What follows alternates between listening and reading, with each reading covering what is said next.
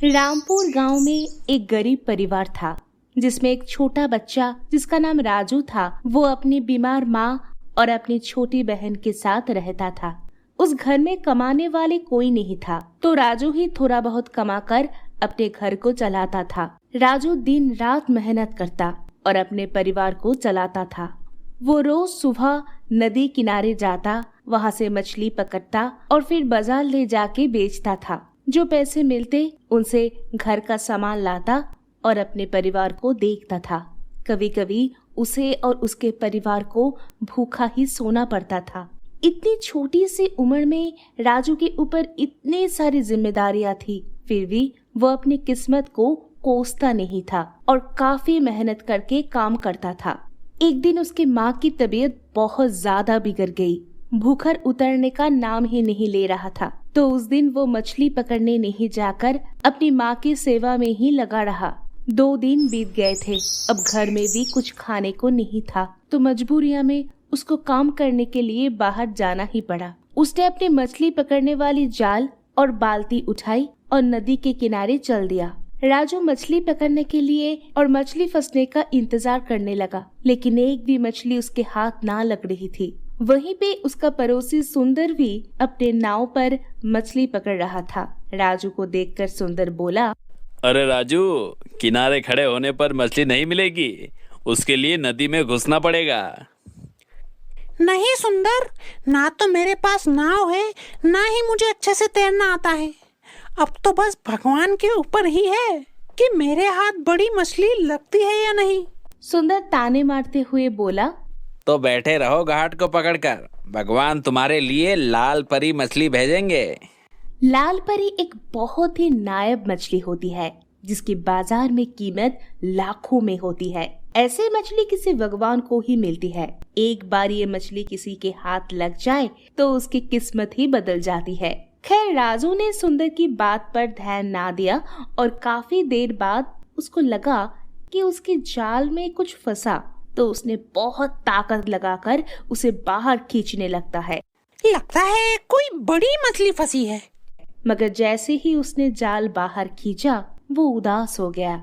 जाल में मछली की जगह कचरा फंसा था। अरे वाह राजू, वाह, तुम्हें तो बहुत बड़ा खजाना मिल गया। इस तरह रोज खजाना मिलता रहा तो तुम तो बहुत रईस बन जाओगे। राजू ने उसके बात पर ध्यान ना दिया और वो फिर से एक बार जाल फेंका है नदी में। इस बार उसके जाल में छोटी छोटी मछलियां फंस जाती है। इतनी मेहनत करके वो काफी थक चुका था, इसलिए उसने वही छोटी मछलियों को समेटा और बाजार चल पड़ा। राजू वहाँ काफी देर तक ग्राहकों का इंतजार करने लगा, मगर छोटी मछली होने के कारण उसके पास कोई नहीं आया। दूसरे मछुआरों की मछली बड़ी थी और देखते ही देखते उनकी सारी मछलियां बिक गई। शाम होने आई है, अभी तक कोई ग्राहक नहीं आया। सोचा था थोड़े पैसे आ जाते तो माँ और बहन के लिए कुछ खाना और दवाई ले जाता। राजू ये सब सोच ही रही थी, तो इतने में एक आदमी आया और उसने बोला, मछली कितने में दिए?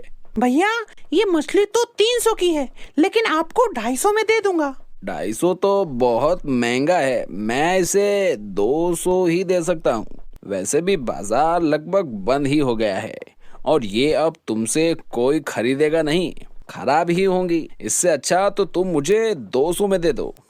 राजू के पास और कोई चारा नहीं था, तो उसने 200 में ही मछलियां दे दी। राजू ने अपनी दुकान समेटी और घर की ओर चल दिया। रास्ते में उसने सुना कि कोई उसे बुला रहा। बेटा, मुझ पर दया करो बेटा, मैंने 3 दिन से कुछ नहीं खाया है, मुझ पर दया करो बेटा। राजू ने मुड़कर देखा कि एक अंधे आदमी सड़क किनारे बैठा था। राजू को उस पे दया आ गया। उसने तुरंत अपनी फटी हुई पुरानी चादर उस अंधे आदमी को उठा दी और पास की दुकान से उसके लिए कुछ खाने को लाकर दे दिया। लो, खा लो। तुमने इस अंधे आदमी पर इतनी दया दिखाई, तुम कौन हो बेटा?